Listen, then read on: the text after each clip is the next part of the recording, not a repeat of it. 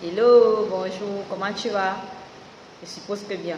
Tu sais, comme je dis toujours, moi je vais très très bien. Mais aujourd'hui, il fait tellement froid, je suis obligée de me camoufler. Depuis le matin, il pleut, mais bon, c'est pas grave, ce n'est pas l'objet de notre vidéo ici. Aujourd'hui, je vais vous parler des petites astuces qui permettent de prendre soin de son hygiène intime. Disons qu'on va appeler cette partie du corps la fleur qui symbolise le vagin ou alors le va. Donc, durant notre vidéo, c'est ce thème fleur que je vais utiliser parce que oui, et oui, c'est une fleur. À partir de là, c'est une fleur. Alors, qui va dire le contraire? Je vais vous parler de quelques astuces naturelles qui peuvent vous aider à la maison pour lorsque vous avez des problèmes de démangeaison, lorsque vous avez des problèmes de sécheresse ou alors si vous avez un autre problème particulier, vous pouvez tester les astuces. Et je voudrais signaler aussi également que ceci ne remplace en aucun cas un traitement de l'hôpital. Mais moi particulièrement, je suis un peu sceptique vis-à-vis de la médecine moderne et de certains éléments qu'on utilise. Ce ne sont pas les ovules, ce sont les éléments qu'on fait toujours avec les éléments qu'on retrouve dans la nature. Or, chez nous ici en Afrique, nous en avons déjà assez, mais nous n'arrivons pas à les exploiter par exemple. Donc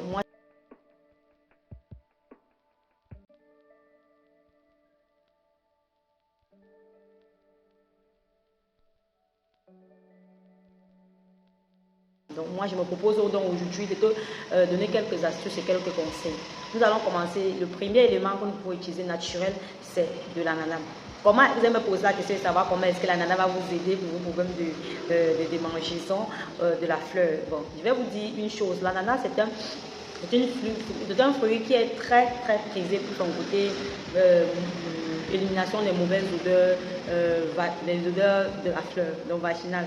Donc c'est une fleur, c'est un fruit qui, lorsque vous consommez en grande quantité, va vous aider alors à ne plus avoir les mauvaises odeurs au niveau de la fleur. Vous comprenez donc ce que je vous dis. Et pas besoin donc d'être bourré d'argent pour utiliser toutes ces astuces. Et aussi, vous pouvez en trouver n'importe où. Voilà.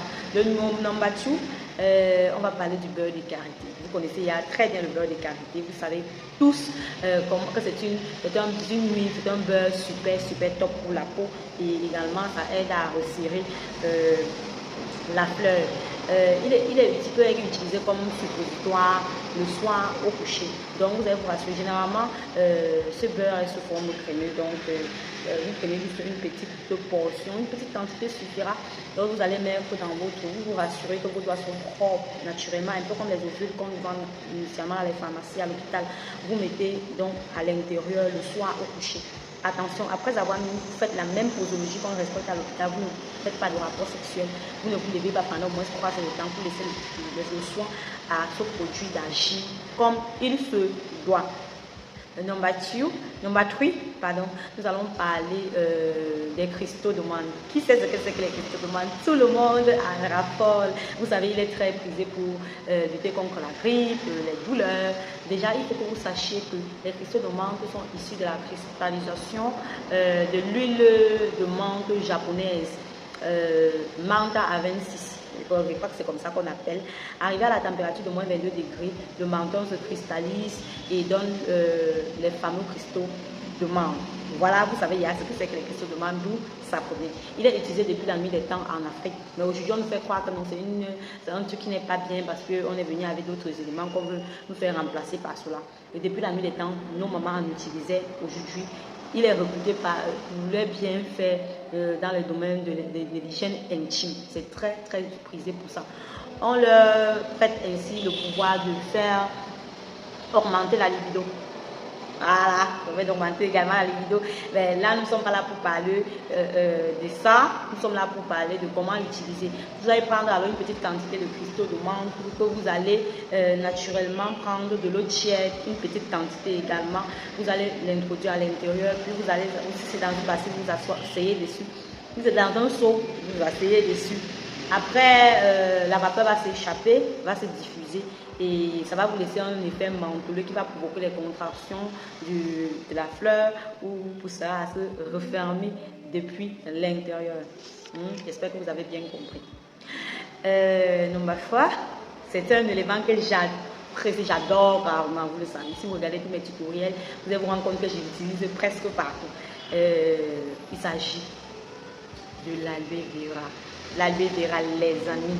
L'aloe vera, je ne cesserai jamais de vous parler de cette plante remède. C'est une plante remède qui a un effet tenseur immédiat sur la peau. Et lorsqu'on l'utilise, il permet de lutter, un antifongique, un antibactérien qui permet de lutter contre la sécheresse de la fleur. Et également qui soulage les irritations, que ce soit de la peau, que ce soit au niveau de la fleur. Et permet également de le resserrer lorsqu'il est lâché. J'espère que vous avez compris.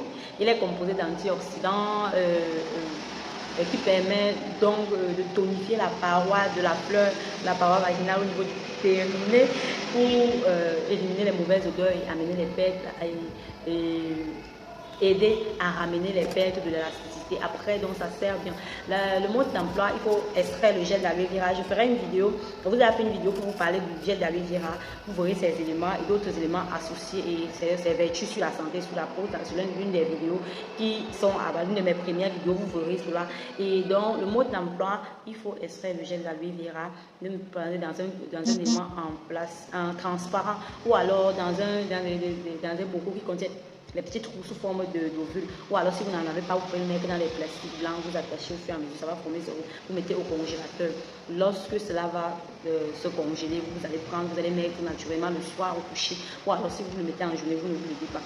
Comme tous les autres ovules, ça fonctionne super bien, super bien. Vous serez utiliser ces astuces, vous serez surpris du résultat. Vous-même, vous allez rester, vous n'allez pas en revenir, vous allez vous dire que waouh, mais depuis que moi j'ai découvert certaines astuces, je ne m'inquiète plus, je n'ai plus trop d'éléments, je n'ai plus certaines choses. Naturellement, tout le monde a eu des infections vaginales, moi j'en ai déjà eu, mais je soignais à l'hôpital, sauf que lorsque je soignais, ça revenait, mais depuis que j'ai commencé cette routine, ça fait à peu près 3 ou 4 ans, je n'ai plus trop ce genre de problème. Ça ne sert à rien de vous tracasser à utiliser les produits qui à la longue vont peut-être vous donner d'autres maladies. Vous savez, les produits, je ne sais pas que je déconseille aux gens d'utiliser les produits médicinaux. C'est que parfois, les plantes que nous avons dans la nature sont parfois même plus efficaces que certains produits qu'on nous fait consommer à l'hôpital et autres. Bon, moi, je ne conseille à personne d'aller à l'hôpital.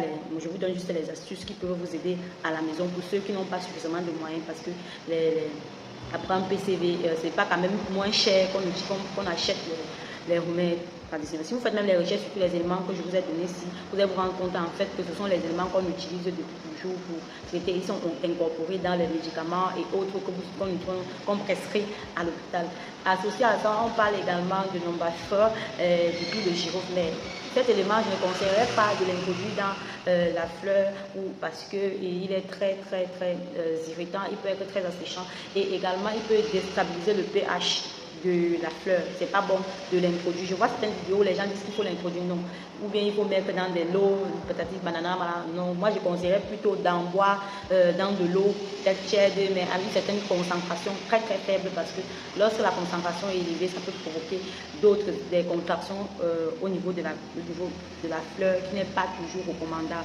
Donc attention à ce que vous allez boire ou utiliser, parce que ça peut provoquer des contractions au niveau du périnée. Je vois certaines vidéos qui indiquent qu'il faut utiliser par voie de la fleur. C'est pas toujours bien, c'est pas bien. J'espère que vous avez... Si vous utilisez tous ces éléments, il faut que vous sachiez qu'il n'est pas recommandé d'entretenir les rapports sexuels durant le traitement. Donc lorsque vous suivez vraiment le traitement, si le traitement est une semaine, suivez-le 3 jours, suivez-le complètement. Vous allez vous rendre compte après que vous n'aurez plus de mauvaises odeurs vaginales, vous n'aurez plus, comment est-ce que je peux dire, vous n'aurez plus de mauvaises odeurs en fait, vous n'aurez plus certains démangissements. Vous allez vous rendre compte que ça va disparaître automatiquement. Faites donc attention à comment vous allez utiliser. N'oubliez surtout pas de rapport pendant le traitement. Pas de rapport pendant le traitement. Voilà ça que moi je dis. Voilà ça que je dis doucement. Après, quelqu'un va venir me laisser en commentaire pour me dire non, ça n'a pas marché, parce que alors qu'il est parti mal utiliser l'astuce. Donc faites très attention. Les gars là, les filles, faites attention que personne ne vous trompe pendant votre traitement. Personne ne doit vous tromper. Prenez la peine de bien suivre votre traitement. L'affaire là ne fuit pas. Ça ne fuit pas. Ça ne fuit pas. Donc quand tu es sur traitement, surtout si tu te dis concerne cette partie là, suis bien le traitement. Suis bien le traitement. Il manque qui est le sport. Le sport. En faisant ce mouvement, attendez, je vous montre à peu près comment vous allez faire. Vous vous asseyez comme ça, vous inspirez, vous contractez vos poitrines, vous relâchez. Vous inspirez, vous relâchez. Vous inspirez, vous relâchez. Ça aide également à resserrer. Ça tonifie également. Donc, en dehors des astuces naturelles, le sport également va vous aider. Ces petites astuces, faites testez.